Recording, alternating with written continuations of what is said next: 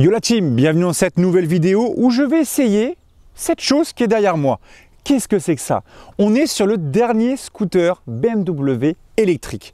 Alors j'ai pu essayer quelques petits scooters sur ma chaîne, le T-Max entre autres, ainsi que d'autres qui arriveront aussi prochainement. Parce que pour moi, voilà, dans le monde du deux roues, il y a les motos, il y a les scoots, il y a une guerre entre les deux. Mais moi qui ai eu aussi à l'époque, quand j'étais jeune, un petit scoot, je ne suis pas réfractaire du tout au scooter parce que je trouve que ça a quand même pas mal d'utilité par rapport à la moto. Après, c'est un autre débat. Là, on est vraiment sur le test de ce scoot. Ce scoot, on est sur le BMW CE04. On va prendre le guidon ensemble, on va aller découvrir ensemble cette chose-là parce qu'il y a quand même beaucoup de choses à dire parce que c'est bluffant. C'est juste bluffant, vous allez voir. C'est parti, on prend le guidon. Donc maintenant, je suis au guidon de ce fameux CE04. C'est le premier scoot électrique que j'essaye. C'est d'ailleurs la première même deux roues grosse cylindrique que j'essaye. J'avais essayé la version de chez Tromox qui arrivera d'ailleurs bientôt en vidéo. Ils vont me la filer pendant plusieurs jours. Mais là, c'est que ça marche plutôt pas mal parce que il y a quand même un couple qui est très intéressant. On est sur 62 Nm de couple. Alors, il va y avoir, je pense, un battle en commentaire. Est-ce que vous êtes pour? Est-ce que vous êtes contre l'électrique? Il y a ses avantages, il y a ses inconvénients.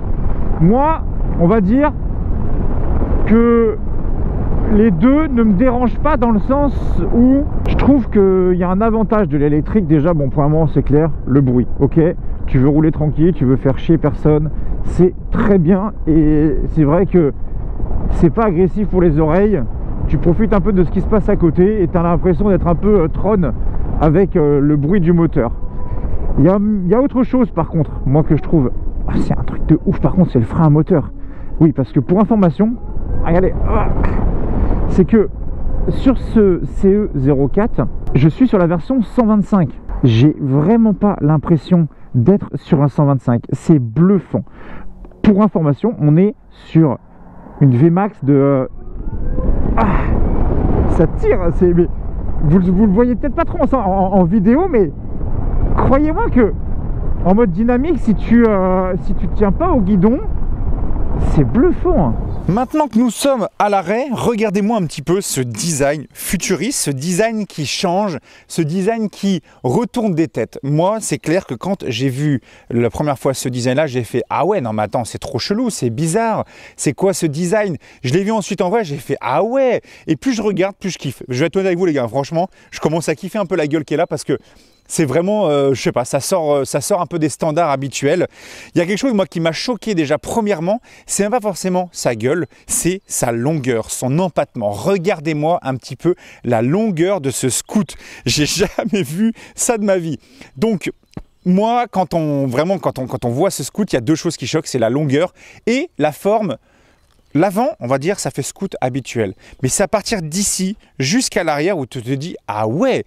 Non mais attends, c'est quoi cette selle? Tu peux monter à 6 en étant serré. Non, on reste sur un scooter en duo avec une selle qui bien entendu ici peut être changée avec différentes options. Vous avez différentes couleurs qui sont possibles, etc. Vous avez les cale-pieds à l'arrière qui sont ici pour le passager. Vous allez rigoler, hein, mais là on est sur la version 125. Je pense qu'il est vraiment nécessaire d'y mettre, je ne sais même pas si cette option existe, hein, mais d'y mettre un dosseret ici pour le passager, parce que si le passager ne se tient pas, tu le fais partir, il part, c'est sûr. C'est monstrueux le couple que peut avoir ce CE04, 61 ou 62 Nm de couple, c'est énorme et on est sur la version 125. Moi, ça m'a vraiment bluffé de malade mental. Quelque chose qui saute un petit peu aux yeux, il faudra qu'on se mette de l'autre côté.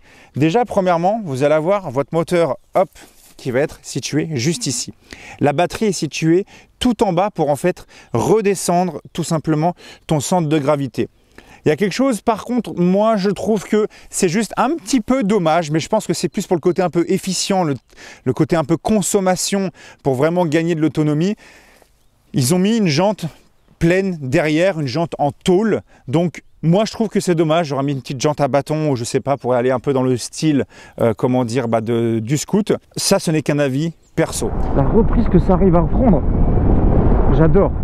Je vais vous expliquer un petit peu aussi comment fonctionne après le compteur plus tard, parce que quand on sera à l'arrêt, il y a plein de choses à dire là-dessus. Pour vous donner un peu les infos, on est sur 231 kg sur ce CE04. Vous allez me dire, ça fait un peu lourd pour un scoot. Ouais, je suis d'accord, mais le gros avantage, c'est qu'il a la batterie qui est le plus bas possible. Donc on a vraiment une sensation, pas de lourdeur, c'est que ça se faufile super bien. Malgré le fait que vous allez voir, c'est que vous avez un empattement qui est gigantesque. Pour un scoot, je le trouve super long. Regardez, on va se faire un petit départ. Attendez les gars, je vais vous faire écouter le bruit comme ça là. Bon bah voilà, il faudra rajouter les sons en post-prod. Hein. Mais regardez, t'es au feu rouge, ok? Tranquille, tout se passe très bien. Là, il y a un moment où on te dit, allez, c'est feu rouge, ça passe au vert. Franchement, pour un 125, j'ai jamais vu un 125 scooter ou même moto avoir cette sensation d'accélération. C'est limite, même si des motos en A2, en accélération et en sensation au guidon, t'as pas cette sensation là. Quand tu commences à prendre un peu de la vitesse, tu sens un peu là-haut que le couple un peu s'essouffle, mais quand tu es en bas comme ça et quand tu tires, regarde, c'est un truc de fou, regarde, t'es là. Ah c'est génial. On va expliquer un petit peu ce scoot complètement de A à Z. Vous allez voir, il y a beaucoup de choses à dire. Déjà, premièrement, on est sur, regardez la signature qu'a ce scoot. Je trouve ça très joli.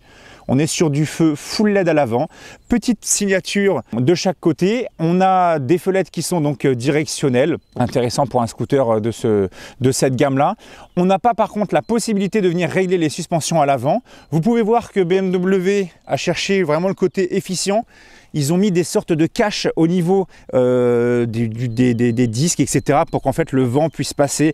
Je pense que ça c'est vraiment pour le côté efficient, pour le côté consommation, aérodynamisme. Vous voyez même les jantes, en fait ils sont allés les chercher en jantes pleines quasiment jusqu'ici à l'intérieur.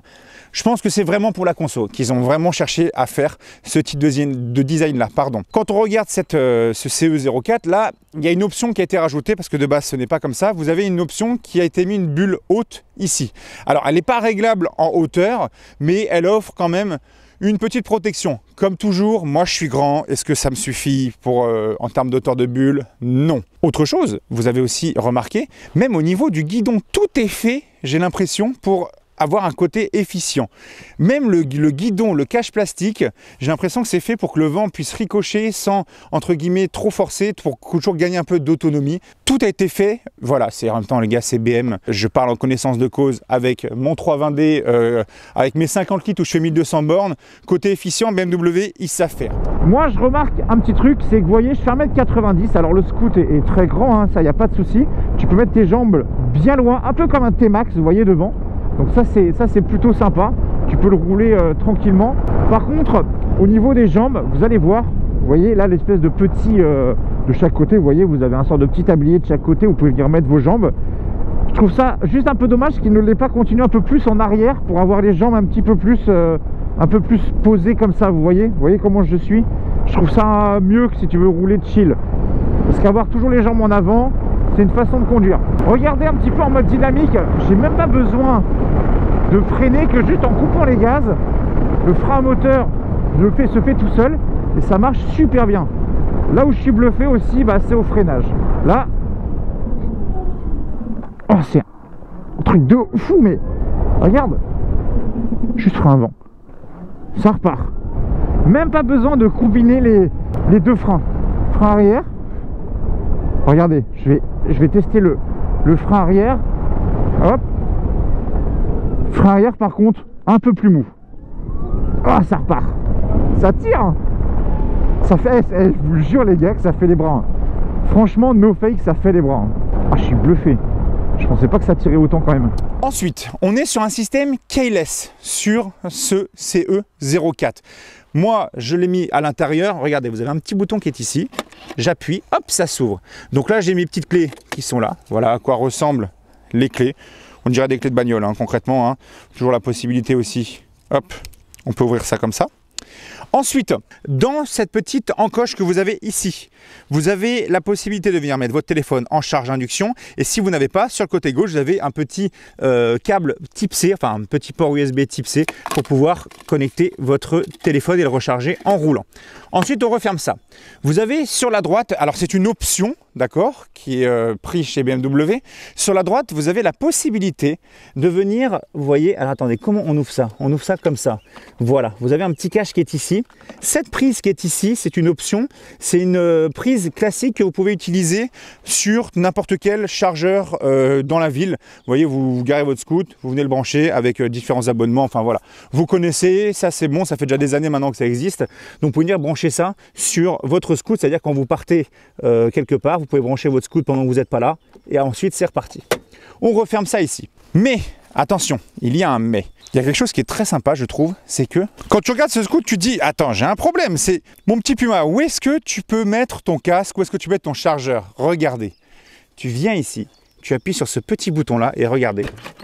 Hop là, vous avez une place de chargement sous la selle. Vous pouvez mettre un casque intégral dedans sans aucun problème. De base, vous pouvez même aussi, si jamais vous partez quelque part, venir mettre, vous avez avec un chargeur, vous savez, classique maison avec un transfo qui peut se mettre là-dedans. Enfin voilà, vous avez un chargeur classique qui est fourni avec le CE. Vous avez aussi la possibilité sur ce scoot d'avoir deux choses. Soit vous avez la batterie qui accepte, on va dire, la version 125 parce que oui, je suis sur la version 125, vous avez bien vu en accélération, c'est assez bluffant. Et je suis sûr que ça met à l'amende quasiment, je pense 95% des mecs en 125 en moto, tu les manges sans aucun problème. Même au démarrage, hein, tu les manges vraiment comme il faut. Hein. Mais ce CE04, il a une particularité, c'est que vous avez la version entre guillemets full et la version 125. Ça ne se joue pas sur le moteur, ça se jouera sur la batterie. C'est pas la même batterie. Vous avez des batteries en fait qui sont juste moins puissantes, donc en fait vous allez avoir un petit peu moins d'autonomie, mais par contre la vitesse de pointe, elle va pas changer entre la version A2 et la version 125. Vous serez à 120 km/h, point. Mais vous avez aussi différents types de charges. Vous avez des options qui sont dessus avec différents types de batteries pour en fait avoir la charge rapide ou non. Quand on prend ce CE avec la batterie d'origine pour la version 125, il faut compter à peu près 2 heures, 2h30 de charge en charge complète. Par contre, si vous prenez l'option avec le charge rapide, vous passez à 50 minutes pour du 0 à 80% et quasiment 1h10 pour du 0 à 100%. Mais comme on n'est jamais à 0% avec ce type de scoot, puisque vous allez rouler, vous vous arrêtez, vous le laissez brancher, vous le reprenez, voilà, on est rarement à 0. Donc en charge rapide, c'est quand même intéressant. Si jamais il vous reste 20% de batterie, bah en 50 minutes, hop, tu te recharges à 100%. Donc c'est quand même très intéressant. Ce qui est cool avec ce scoot, c'est que déjà, premièrement, je trouve qu'il a vraiment une gueule atypique. C'est une gueule qu'on retrouve nulle part ailleurs. Alors BMW, moi désolé, j'appelle ça le banc. Parce que ça ressemble à un banc, mais c'est un banc qui a de la gueule. Un grand merci d'ailleurs à la concession de BMW Anne-Orient 56 du côté de Lorient qui me prête d'ailleurs pas mal de BMW aussi. Donc un grand merci à l'équipe qui est là-bas, qui me file pas mal de choses. Et puis voilà, c'est vraiment une équipe au top aussi là-bas. Tu sais que ça donne limite envie d'aller attaquer, regarde ça. Hein, tu peux y aller, hein, c'est trop bien. Et le freinage te met en confiance de fou. Comment on coupe? On coupe comme ça. La béquille, elle est où? Alors ça par contre... Ok, tu descends, là, la selle, pas besoin de grosse force. Perfecto. 1m90, 105 kg sur ce scoot, voilà la position de conduite qu'on a. Les jambes en avant, on a le dos assez droit. Cette position-là, elle est bien, mais je trouve qu'elle est moins plaisante que sur un T-Max, c'est-à-dire qu'il manquerait un petit peu de hauteur quand on a des bottes ou quand on a des grands pieds. Vous voyez, j'ai les pieds qui viennent se bloquer, alors qu'en bas, ça n'arrive pas au niveau de l'angle. Vous voyez ce que je veux dire? Mon pied, il est comme ça au lieu d'être comme ça. Donc, c'est pour ça que quand je roule peut-être plus souvent comme ça que comme ça. C'est un peu moins plaisant. Et comme je vous disais tout à l'heure en roulant, c'est que quand on est en train de s'arrêter, parfois, moi, j'aime bien rouler comme ça. Et ici, ça manque un petit peu une petite platine, peut-être continuer une petite platine, peut-être sur les autres version ça existera, mais la position fait que tu as déjà une selle qui est assez large, donc c'est à dire quand tu vas descendre tu as les jambes assez écartées, donc quand tu es sur la selle, vous voyez moi je suis 1m90, là j'ai les pieds à plat, mais mine de rien, si tu es un petit peu petit, eh ben, tu pourrais, entre guillemets, avoir le scooter peut-être un peu haut, le fait que la selle soit large et t'écarte les jambes, donc forcément, tu es un peu sur la pointe des pieds. La selle à l'arrière, vous voyez, là en position normale, je suis bien, et derrière, vous avez quand même, pour une fois, vous avez de la place. L'arrière, tu as un banc, mon pote, tu peux y aller. La deuxième personne, elle peut être bien installée. Les petits cale-pieds qui sont ici. La seule chose que je disais, voilà, c'était vraiment peut-être un petit dossier ou un truc comme ça, parce que forcément, le couple que possède ce scoot, c'est quand même assez monstrueux à bas régime. Je suis vraiment bluffé. Donc, ça, c'est la position qu'on peut adopter sur ce scoot. C'est super cool et moi, je kiffe. C'est parti, les gars. Hop là. On enlève de sa béquille principale. Je suis en mode dynamique. Ce qu'on va d'ailleurs faire, c'est qu'on va essayer toutes les versions, toutes les modes qui existent, et on fera des petits départs arrêtés, voir si ça change énormément en accélération. Bon, là, moi ce que j'aime beaucoup, hein, vraiment, c'est la sensibilité et la façon que les gaz arrivent. Regardez, c'est vraiment, regardez, tu peux vraiment avancer tout doucement, c'est smooth, même en mode dynamique. Bon, est-ce que ça braque? Parce que ça reste un scooter qui se veut un peu urbain. À reculer, ça se fait bien, ça braque bien, malgré la longueur de l'empattement du 40 tonnes qu'on a. Hop, c'est reparti. Hop là, ça repart. Moi je remarque quelque chose, c'est que BM n'a pas voulu mettre de sonorité un petit peu comme les Zoé. À bas régime, vous entendez un peu le bruit du moteur électrique, mais vous voyez, ça repart super fort. Pour un 125, je suis assez bluffé quand même. Vous allez voir, regardez, je vais mettre ici. On va faire plusieurs accélérations. Regardez, on va faire l'accélération, on va la mettre en mode éco. On va voir ça. Donc là, je suis en mode éco. Voilà. Feu vert, j'accélère. Ouais, ça reste correct. Ça reste correct. On va tester le mode rain. Mode rain activé. Un petit peu plus fort que le mode éco. Ouais. Le mode road. Là, tu sens que ça pousse un peu plus. Ouais, carrément. Ensuite, on va freiner. Et on va mettre le mode dynamique. Hop. Là, ouais. Là, ça tire les bras. Là, c'est pas mal, là. Le mode dynamique, il est quand même cool. Vous voyez, je coupe les gaz tout de suite. Ça me transfère tout le poids sur l'avant. Donc, c'est pour ça qu'il vaut mieux, en fait, finalement, laisser un petit filet de gaz quand tu redécélères en mode dynamique, pour éviter d'avoir ce gros frein moteur qui arrive. Donc je vais repasser en mode, vous voyez, regardez, je fais rien, regardez la vitesse, regardez, vous allez vite comprendre, regardez, je me mets en mode dynamique, regardez, j'accélère, d'accord, je vais couper les gaz au niveau du panneau à droite, regardez, je lâche, hein. Je touche pas le frein, je touche pas le frein, regardez, et hop, ça m'a arrêté. Là où j'ai moins de frein à moteur, c'est le mode rain. Donc je vais accélérer, voilà, je vais accélérer et je coupe au 50. Regardez, hein. Regardez la différence de frein à moteur. Quand je vous dis quand même que le frein moteur il est incroyable, regardez, ça continue encore. Donc c'est vraiment fou, je trouve. Cette gestion de frein moteur, je vais me remettre en mode road. J'aimais bien le mode road, il était cool. Comme ça au moins tu as la pleine puissance, un peu moins de frein moteur. Vous voyez, quand je coupe les gaz, j'ai moins la sensation que le scoot perd de la vitesse quand je veux vraiment me balader. J'ai remarqué quelque chose en roulant sur ce scoot, c'est que vous avez une suspension un petit peu comme sur les ER6 à l'époque, un petit peu excentrée sur le côté, avec un petit cache ici. Vous voyez, toujours le côté un peu efficient pour essayer de cacher un petit peu le vent, etc. Tout est réfléchi là-dessus. La suspension arrière, je la trouve quand même assez rigide. Même l'avant, on ressent quand même plutôt pas mal les aspérités de la route. Mais c'est un mal pour un bien, c'est-à-dire que quand le bitume commence à devenir, on va dire, plutôt propre, et ben en fait, on a vraiment un truc qui est collé au sol et qui est super maniable. Petite option, mais par contre qui n'existe pas, et ça c'est BMW 56 qui l'a rajouté, c'est au niveau, vous voyez, des clignotants à l'arrière. Pourquoi ils ont rajouté ça? Je vais vous expliquer tout simplement. C'est qu'en fait, avec ce scoot, comme vous voyez, il est quand même super long. Bah, quand tu es ici et que tu veux partir de l'autre côté, il y a des moments où tu pars faire le tour de ton scoot, et avec ton genou, tu tapes dedans en fait. Et ça évite de venir casser les clignotants à 100 balles. Donc ils ont rajouté des protections en métal de base qui sont sur de la GS. Ils ont rajouté ça ici, en fait, ça permet de protéger. Et moi je trouve que ça lui donne un look plutôt pas mal. Petite aussi information qui est intéressante, quand vous venez mettre la béquille latérale, vous voyez, hop, la béquille latérale qui est ici, et qui d'ailleurs, regardez, elle est quand même plutôt bien, je trouve, intégrée dans le scoot. La béquille latérale, une fois qu'elle est mise, si jamais vous la mettez sur le côté, bien entendu, hein, ça vous bloque en fait automatiquement, vous voyez, le pneu arrière. Vous voyez, j'essaie de la faire tourner, ça vous bloque automatiquement. Par contre, quand vous l'enlevez, en position comme ça, voilà, la roue tourne, vous voyez. Donc ça c'est quand même plutôt pas mal parce que ça évite de faire un peu comme le T-Max. Vous avez un sort de gros truc de frein ici là qui vient se fermer ici là pour vous mettre un sort de frein à main.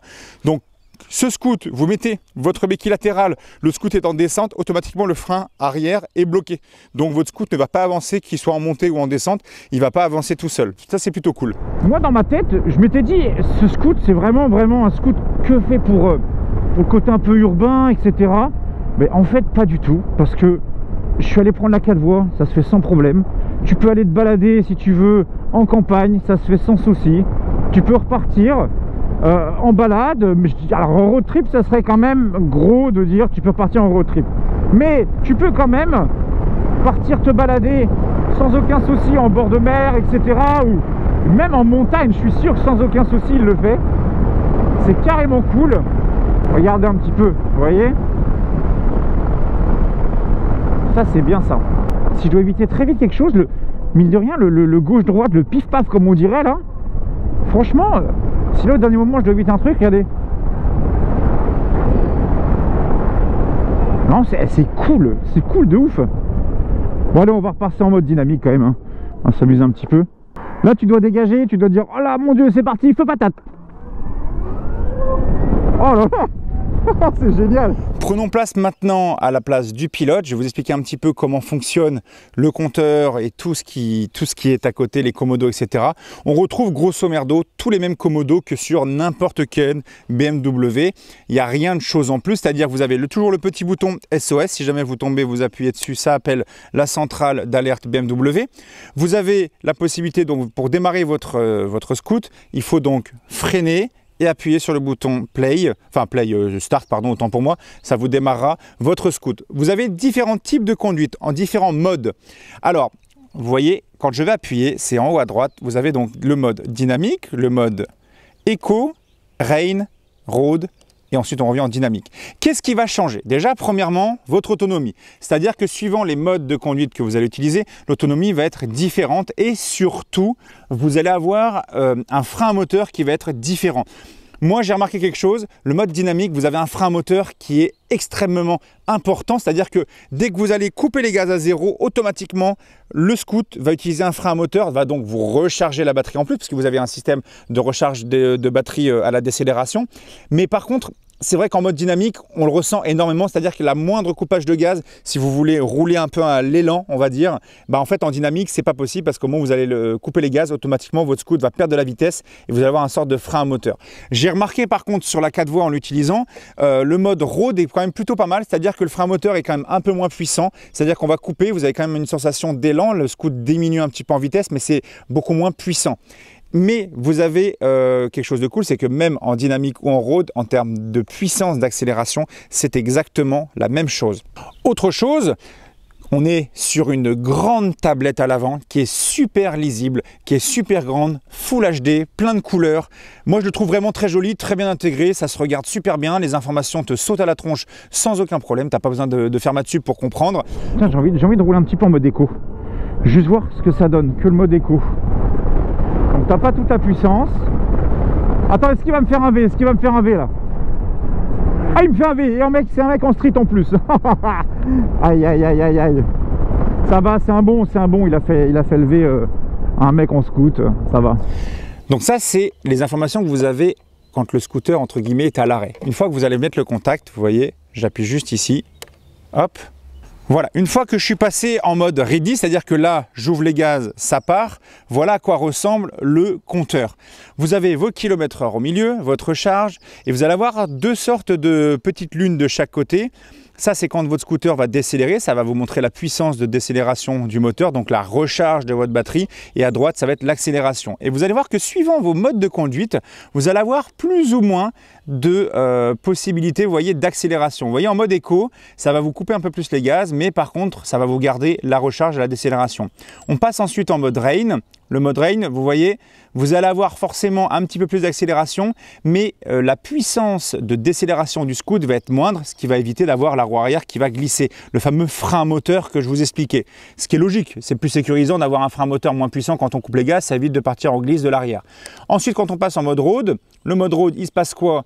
On a tout de suite les gaz à fond, possibilité d'accélération incroyable, mais vous avez, comme je vous expliquais, un petit peu moins de frein à moteur. Ce qui est bien, c'est sur la 4 voies, quand vous roulez, voilà, vous pouvez rouler un peu plus, couler un peu plus smoothie. Et là, comme je vous expliquais, quand on passe en mode dynamique, et là, vous avez le frein moteur à fond et les gaz à fond. Et c'est là où je vous expliquais que vraiment, quand vous roulez en mode dynamique, oui, ça accélère bien, vous coupez les gaz, ça décélère super bien. Limite, vous n'avez même pas besoin de frein tellement que ça décélère bien à basse vitesse. Ça, c'est super cool. Ouais, même en mode éco, ça le fait, hein. Après, par contre, le mode éco, tu as quand même le frein moteur à fond. Ce qui permet de recharger quand même assez vite. De ce que m'expliquait l'équipe de BMW à Norian, c'est qu'en fait, il me disait, si tu n'es pas tout le temps on-off, même en mode, attendez, je vais me mettre, voilà, même en mode road, en gros, tu peux accélérer avec ton filet de gaz comme il faut pour accélérer, voilà, pour t'insérer ou rouler en ville. Et au moment où tu vas couper les gaz, si tu gères suffisamment bien, en fait, ça te permet d'annuler en fait concrètement la consommation que tu as eue. C'est-à-dire que tu vas accélérer, tu vas perdre, je sais pas, peut-être 1 km d'autonomie, tu vois. Et au moment où tu vas recouper tes gaz, tu vas le regagner.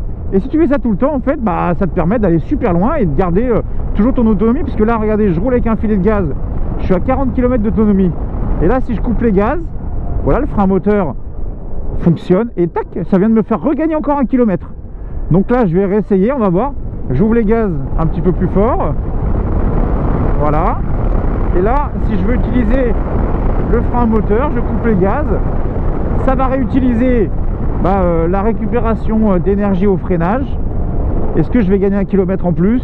Et non. Ah si, 42 km, voilà. Vous voyez comment ça fonctionne? C'est quand même vraiment rapide, hein, je trouve. Hein. Ils arrivent quand même à te recharger un petit peu ta batterie plutôt pas mal. Donc là, je suis à 42 km d'autonomie. Et là, si je coupe, voilà, juste à l'élan, ça me recharge un petit peu. Ah, je suis redescendu à 42, je reviens à 42. Ouais, donc c'est vrai que c'est pas mal, c'est pas mal. Qu'est-ce que vous en pensez, vous deux? Alors, moi, je suis pas pour l'électrification de tous les deux roues. J'espère qu'on n'y viendra jamais et qu'on trouvera une alternative. Mais je trouve que quand même, les deux roues en électrique comme ça, c'est quand même des choses sympas. Je trouve que ça a quand même du bon. Et pour moi, c'est pas quelque chose à mettre de côté. Parce que quand tu fais des petits trajets gauche-droite en deux roues, voilà, déjà ça t'évite plein d'emmerdes en moins. T'as pas besoin de faire de vidange, etc. Le petit scoot qui fait plaisir. Je parle même de scoot ou même en moto électrique, hein, parce que dans pas longtemps je vais essayer aussi une Tromox, la version 125 que j'avais pu essayer à Paris. Et j'ai le même constat, en fait, je trouve ça cool. Je trouve ça cool comme petite bécane. Autre chose, avec la petite molette sur le commodo de gauche, vous voyez, quand je pars sur la droite, vous avez plein d'informations que n'importe quel deux roues possède à l'heure actuelle maintenant avec un écran. Vous allez avoir votre ordinateur de bord, vous allez avoir ordinateur de voyage, vous allez avoir la possibilité aussi de mettre votre navigation. Donc vous avez l'application BMW, vous pouvez mettre votre GPS, mettre ça aussi au niveau du casque si vous voulez entendre. Vous pouvez mettre vos musiques, vous voulez mettre plein de petites choses sur votre scoot. Il y a autre chose, c'est que vous avez deux petits boutons, le R et l'espèce d'étoile un petit peu en mode GTA. C'est des boutons raccourcis, c'est-à-dire que vous allez appuyer dessus et en fait ça va vous amener directement au raccourci que vous avez décidé. Donc là d'origine, voilà, ça vous donne la température du moteur, ça va vous donner la pression du pneu avant-arrière, combien de kilomètres tu peux faire avant la recharge, etc., etc. Vous avez les petits feux automatiques ici, les warnings, plein phare, frein arrière, frein avant. Bien entendu, ce n'est pas réglable en écartement pour ça, mais ça suffit largement. Même moi, avec mes grandes mains, ça le fait sans aucun problème. Moi, je le trouve vraiment bien équilibré, ce scoot à rouler. C'est incroyable. Vraiment, je suis bluffé. Pour vous dire, je pense qu'il faudrait que j'essaye un jour, juste peut-être en off, la version full, voir si ça change énormément en accélération. Mais là, rouler avec tous les jours en accel, c'est largement suffisant. Donc en tout cas, vraiment, abonne-toi à ma chaîne YouTube, vraiment fais-moi plaisir, vous êtes de plus en plus nombreux, on arrive bientôt aux 330 000 abonnés, ça fait plaisir, oh le papillon. Et voilà, et puis merci en tout cas d'être de plus en plus à parler dans l'espace commentaire, moi je regarde vraiment tout, et ça me fait extrêmement plaisir. Je vous fais des bisous en tout cas, je vous dis à la prochaine, ciao ciao, salut tout le monde.